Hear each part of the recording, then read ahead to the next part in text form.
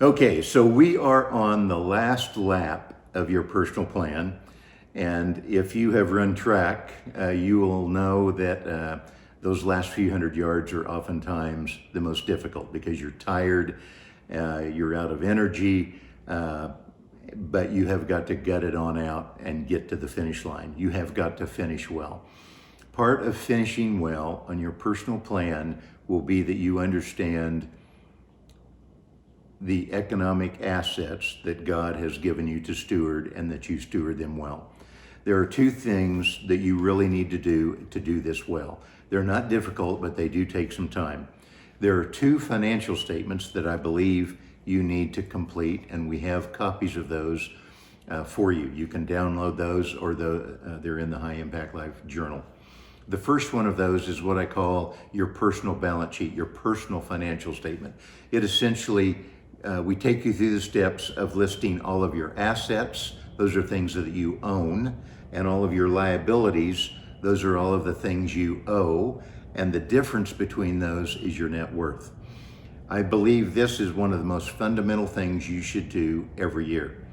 I do this on an annual basis. I still have the very first one that I did when I was 21 years of age, and I decided I would fill out a personal balance sheet to see where I was.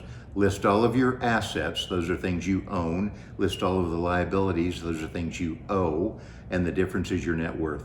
It's interesting over time to see how God will bless you and to see the accumulation of more assets and less debt and greater net worth. I think that is a really important function you need to go through as you steward the resources God's given you. The second thing I want you to do is, of course, a personal budget. The personal budget really is all the money that comes in and all the expenses that go out over a year's time, and hopefully the bottom of that, the net profit, is a positive and not a negative. If you have money left over at the end of the year, guess what happens? It winds up in your cash account on your personal financial statement.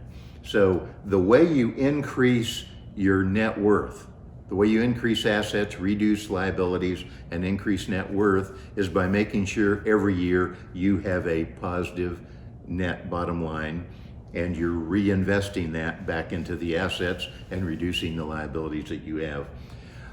We do not have a special program for you to use to go through those. There are a lot of outfits out there, Crown Financial Ministries, Compass, Dave Ramsey. There are a lot of folks that will step you through how to do a great job on biblical finances. All I can tell you is you need to do it. Make sure you are disciplined in doing that, and it will pay great dividends throughout your life.